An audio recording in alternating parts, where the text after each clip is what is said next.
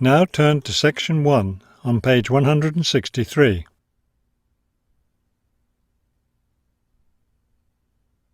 Section 1. You will hear a woman booking a bicycle tour over the phone.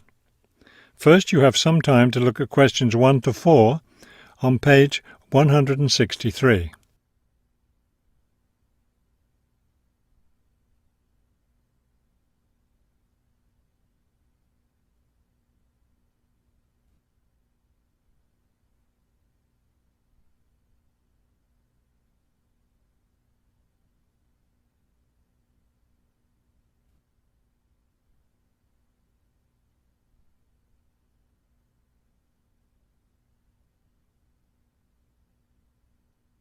You will see that there is an example that has been done for you.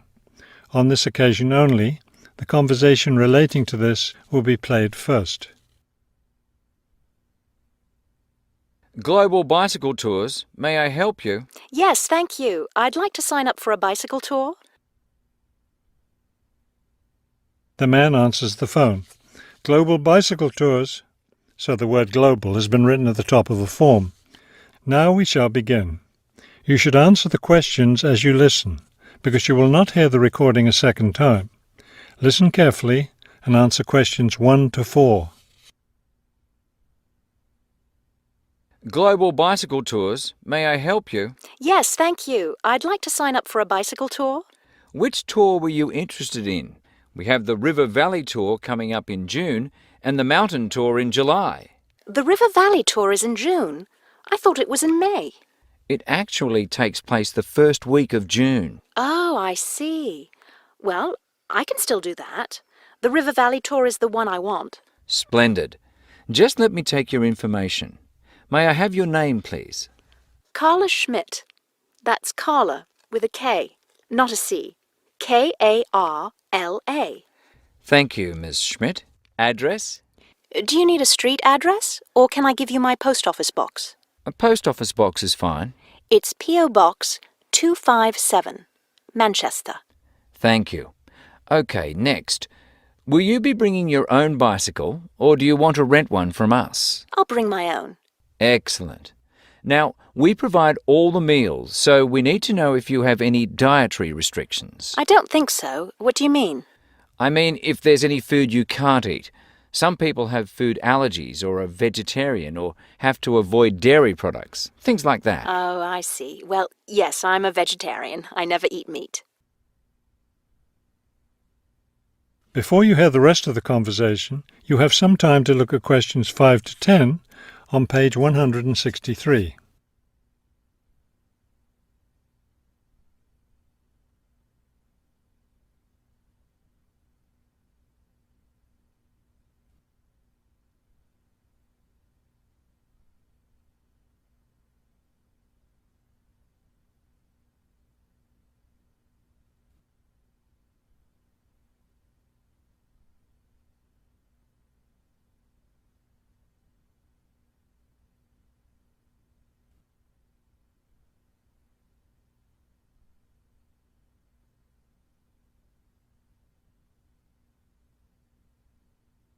Now listen and answer questions 5 to 10.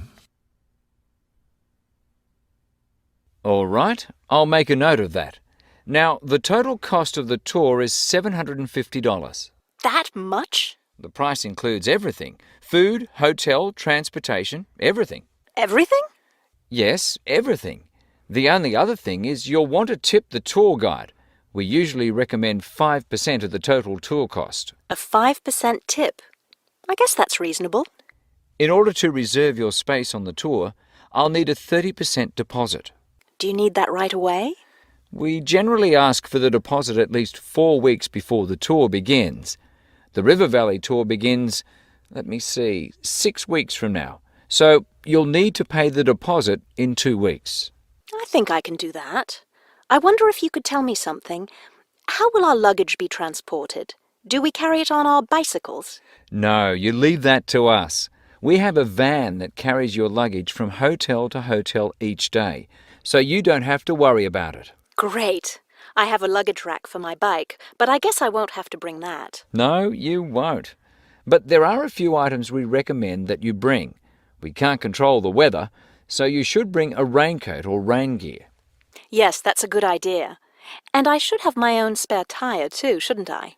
Actually, you don't need that, as our guide always carries some. And of course, you won't need maps either, since our guide has the route all planned. What about a water bottle? I'll need that, won't I? Yes, you should definitely have a water bottle. A camera would be a good idea too, since that tour goes through some very scenic areas. I have a guidebook of that area. I wonder if I should bring it along. We don't recommend guidebooks. It would just be extra weight, and the tour guide knows a great deal about the area. Yes, I see. Is there anything else I need to know? I think we've covered the important points. I'll send you a tour brochure, and you can call again if you have any questions. Thank you very much. That is the end of section 1. You now have half a minute to check your answers.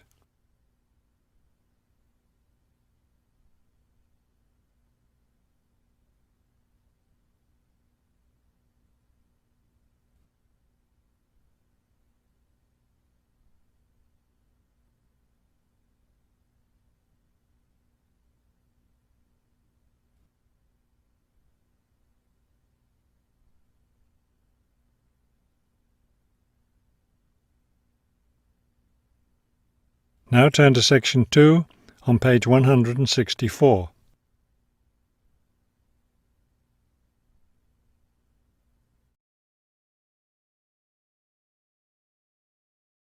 Section 2. You will hear a tour of a newly renovated health club. First, you have some time to look at questions 11 to 15 on page 164.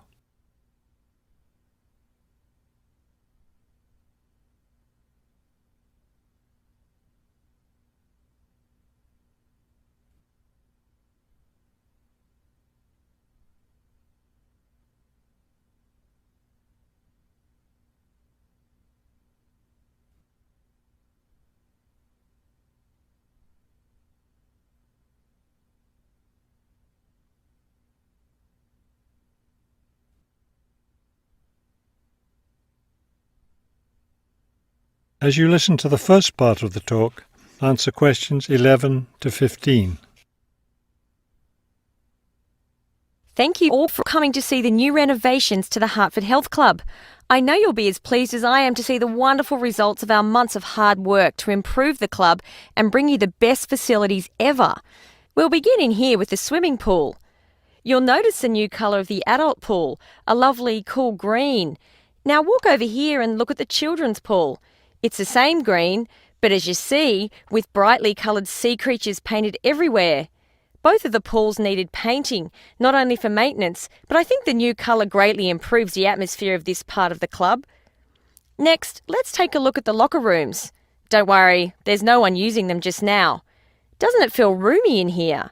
We've expanded both the men's and women's locker rooms, so now they'll be much more comfortable to use. There are bigger lockers, a good deal more room in the dressing area, and more places to store extra towels and equipment.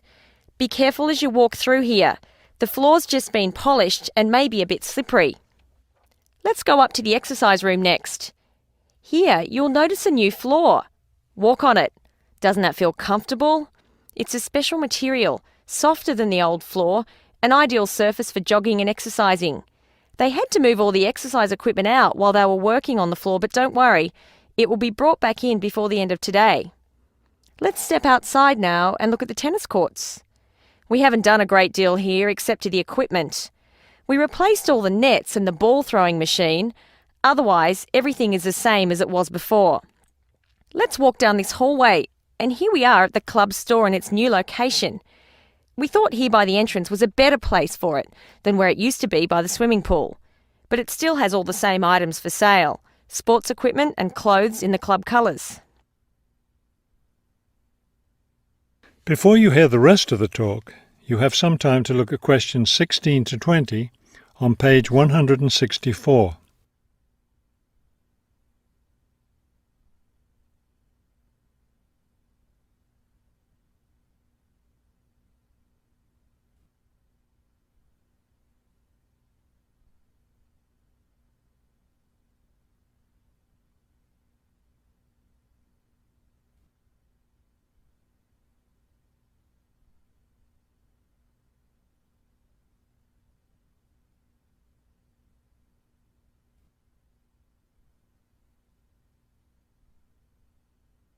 Now listen and answer questions 16 to 20.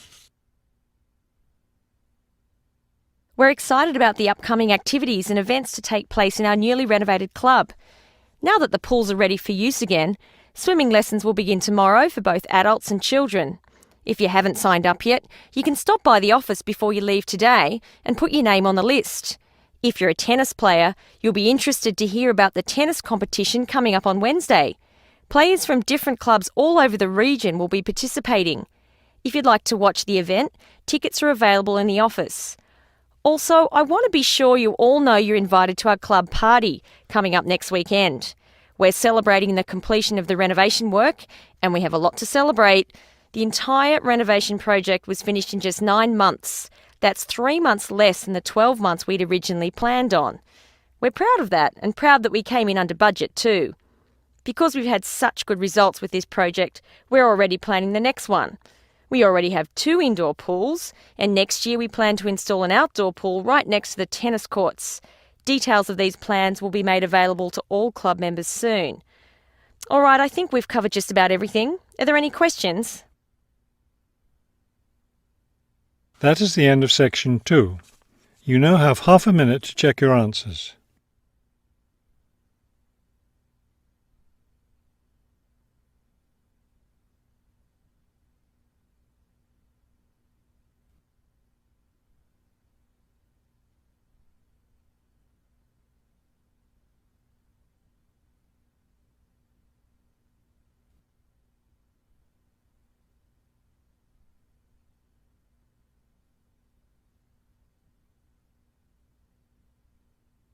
Now turn to section 3 on page 165.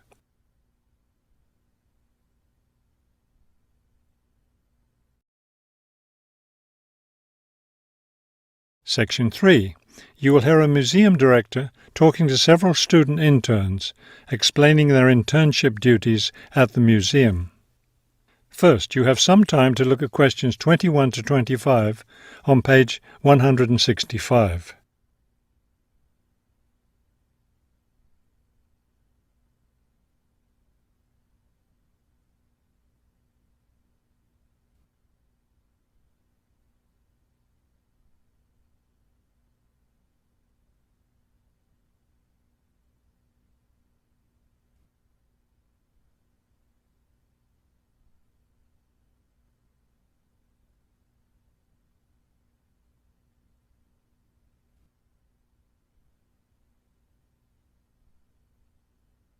As you listen to the first part of the conversation, answer questions 21 to 25. Welcome to the City Museum of Art. I'm Dr. Shirley Johnson, the director of the museum's internship program. Today, I'll be giving you an orientation to the museum and our museum administrator's internship program. Will we get a chance to tour the museum today? Yes, we'll start right now with a tour of the building. We'll skip the basement. Most of that part of the building is devoted to art conservation, which won't be part of your internship. Let's begin here on the ground floor with the museum offices. I guess this is where we'll be spending most of our time, helping with the office work. You'll spend some time working in here so you can learn what the administrative duties involve. But you'll also get a chance to experience all aspects of museum work.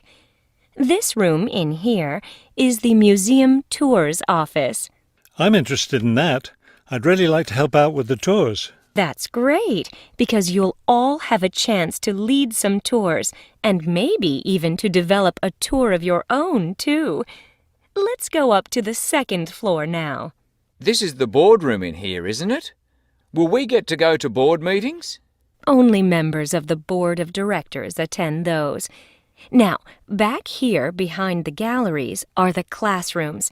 You're all welcome to attend any class you want at no charge. But we won't be teaching any, will we? No, the staff of the education department is responsible for that. Let's move up to the third floor now and the research department. Each of you will spend some time working in here. Great. I'd like to help with the research. We're working on some very interesting research projects right now. Also, as an extension of your research work, you'll probably contribute to some of the museum's brochures. I'm looking forward to that. I like writing about art. Another thing I've been hoping to be able to do is meet some artists. You're in luck then. We've planned a reception for the first day of your internship, and you'll have the chance to meet several local artists then. Before you hear the rest of the conversation, you have some time to look at questions 26 to 30 on page 165.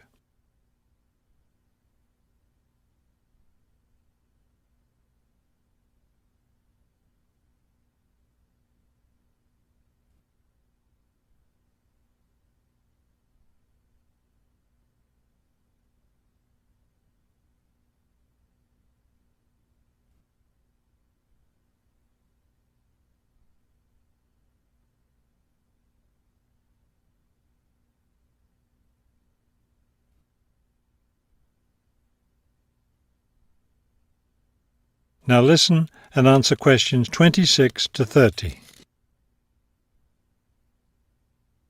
Could you give us a little background of the museum? I mean, when it was built and some information about the collections and things like that? Of course. The main part of the museum was built in 1895 with a combination of public and private funds. The new wing was built 60 years later with a donation from the Rhinebeck family. That part of the museum was built for the modern art collection, wasn't it? Yes, it was. In the main part of the museum, we have a gallery devoted to works by local artists, our sculpture collection, and a small collection of classical European art. You mentioned classes earlier. What kinds of classes does the museum offer? In our adult education program, we offer a series of art history classes, and for children, we have a program of arts and crafts workshops. You can get a brochure from the office that will give you more information. I saw a lot of chairs set up in the main hall. What are those for? Those are there for tonight's musical performance. We offer a weekly concert series during the fall and winter, and of course, all of you are welcome to attend. Now, if there are no more questions, let's step into my office and I'll show you your schedules. That is the end of section 3. You now have half a minute to check your answers.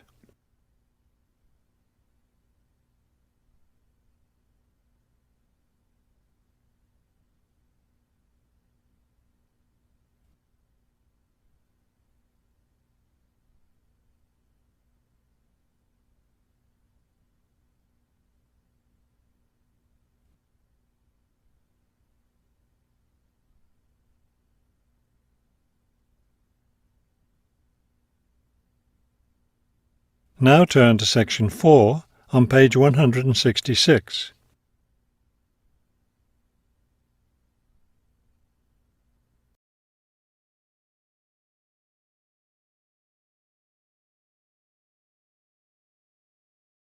Section 4.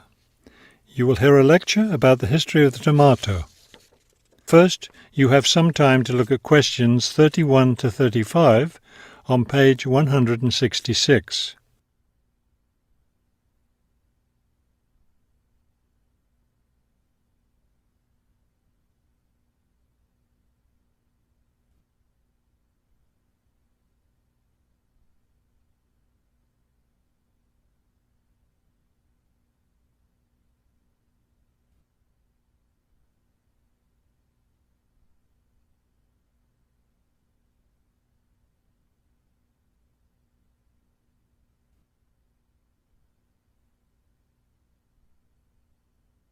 Now listen carefully and answer questions 31 to 35.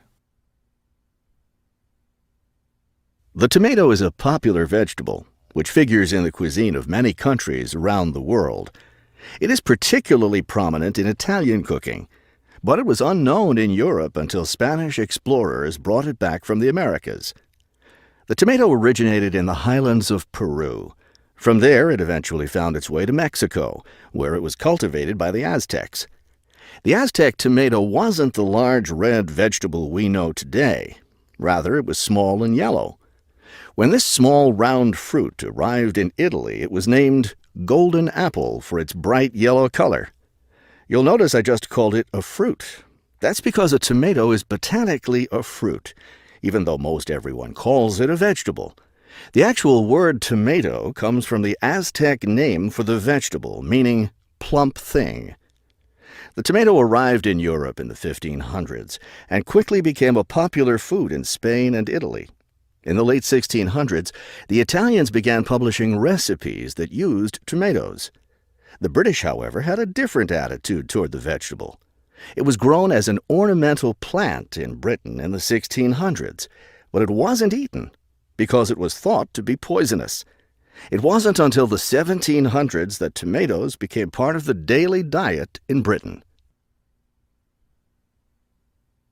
Before you hear the rest of the talk, you have some time to look at questions 36 to 40 on page 167.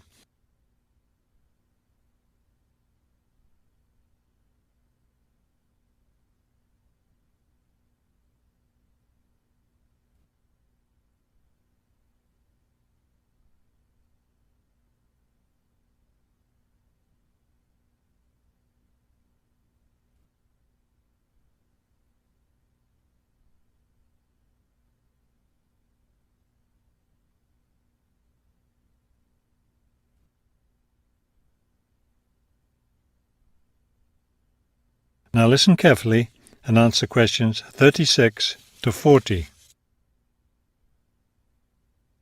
In the United States, tomatoes were also used as ornamental plants rather than as food for a long time. This attitude began to change in the 1800s. In 1806, a gardener's calendar mentioned that tomatoes could be used to improve the flavor of soups and other foods. Thomas Jefferson did much to enhance the tomato's reputation as a food. He first served tomatoes to visitors at his home in Virginia in 1809. Then in 1820, a man named Robert Gibbon Johnson decided it was time to discard once and for all the idea that tomatoes were poisonous.